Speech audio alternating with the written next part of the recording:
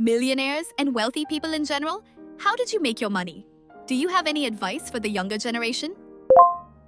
How do you tell whether you're a millionaire or not? By assets. If so, then I have over $1 million worth of real estate, but barely any cash. I've always been very frugal and saved far more than any of my friends. At 23, I bought property that has appreciated quite a bit since then. But I also have a loan that I'm barely managing to keep up with, so I feel incredibly poor. I live in Eastern Europe. In 1990, I took out a huge loan, used it to buy 10 apartments and furnished them all. I rented them out and used all the rental income to pay off the loan. I've repeated this process every 10 years. Now I own 30 apartments and have one employee who looks after the properties and keeps track of the bills.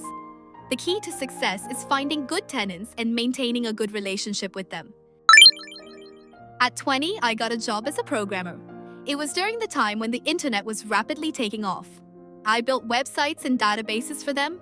Back then, the internet was still new and most software was pretty basic. I never created the next Facebook or Amazon, but I still made good money from my programming skills. From the very beginning, I invested everything I earned in buying houses, and eventually I was able to purchase an apartment building on the California coast. I'm now in my 40s. I don't consider myself especially wealthy. I still pay close attention to prices when I shop for groceries. I plan to keep driving my old Jeep until it finally dies. That said, when I travel, I like staying in nice hotels and usually fly business class. Other than that, I live a fairly modest lifestyle. Don't marry someone who can't control their spending. Wedding expenses are often a good indicator of whether a person has healthy financial self-control or not. You'll never become wealthy if your spouse spends money as fast as you earn it. At 18, I joined the military. I liked it, so I decided to become an officer. I was sent to college, which I successfully completed. My salary as an officer was quite substantial. On top of that, officers don't have many bills to pay. Every month, I was able to save anywhere from $1,000 to $5,000. Over time, I managed to accumulate about $200,000. Then I hired a financial advisor who invested my money wisely for several years. After that, I bought a couple of houses and rented them out. It's now been 17 years since I joined the military. My net worth is approaching $2 million. On top of that, I'll receive a solid pension. I'm also about to be promoted to lieutenant colonel. Just keep working and saving. I've been doing this since I was 18. I have a degree in economics and a strong interest in financial markets. But honestly, there's no way to know anything for certain. I have a diversified portfolio consisting of stocks from 10 companies across different industries. Technically, that's probably not enough diversification, but I don't really worry about it. All of these companies are among the largest and most heavily traded in my country. I live in Denmark, and they're all part of the OMXC20 index.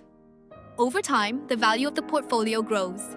Some of my stocks are constantly in the red, while others are well into the black. Some fall by 30%, while others gain 40%. But if you look at it year by year, my portfolio has averaged about 7% annual growth, even including recession years. I think the worst thing you can do with your money is not invest it at all. I was extremely frugal. I didn't buy expensive cars or worry about what other people thought of me. I just kept saving and investing, saving and investing. I never made impulsive investments. I always invested for the long term and never stressed over market corrections. It took me quite a while to get where I am, but I genuinely enjoyed the process. As the saying goes, the stock market is a tool for transferring money from the impatient to the patient.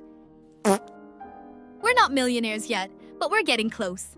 My wife and I both have STEM degrees. I still pack my own lunches and drink from the free water fountains. I go out to restaurants with coworkers at most once a month. I always carry a water bottle with me and regularly fill it with free ice and water in our cafeteria. I'm in my early 30s. We own a $500,000 house. We bought it 2 years ago and have paid off about 40% of the mortgage. I hope to pay off the rest soon. Besides that, I have around $350,000 in cash and stocks. I drive a 9-year-old Scion. My wife drives a 13-year-old Camry. Our daughters wear second-hand clothes. We don't have cable TV. We shop at discount stores and are always looking for sales. But that doesn't mean we don't enjoy life. We've traveled to Europe, Dubai, the Bahamas, Bermuda, Puerto Rico, Las Vegas many times, and Canada many times. Next month, we're flying to California. My philosophy is this: if a certain part of life isn't important to you, treat it like a poor person would. For example, we love traveling, so that's where we spend our money. I love photography, so I own an expensive camera. My wife loves painting her nails, so we have an entire drawer full of nail polish. But I don't really care about food, so I don't eat out and prefer to cook at home. The same goes for cars. Live simply. Invest your money and spend it wisely. I earned my first million when I turned 33. The following millions were easier to earn. The best advice is to start building capital as early as possible. I used to live like a miser, saving every penny. I bought my first car only at 30, and even then it was quite a clunko. I never spent money on holidays or bought things that I didn't need 100%.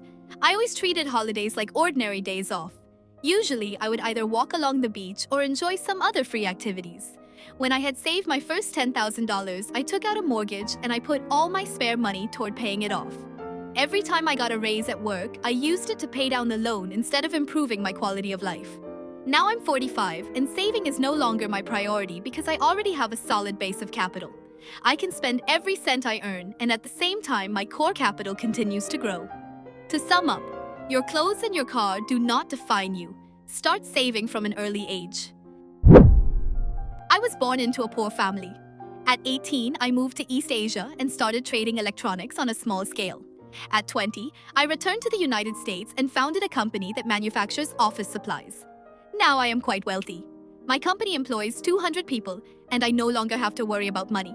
The best advice I can give you is this: steal ideas. Steal, steal, and steal again. All of my best ideas were borrowed from people who are much smarter than I am. From production management methods and business models to sales techniques and everything else. Don't be too blatant about it, but still steal. There are plenty of people around you who are much smarter than you are. Take advantage of that. Steal their ideas.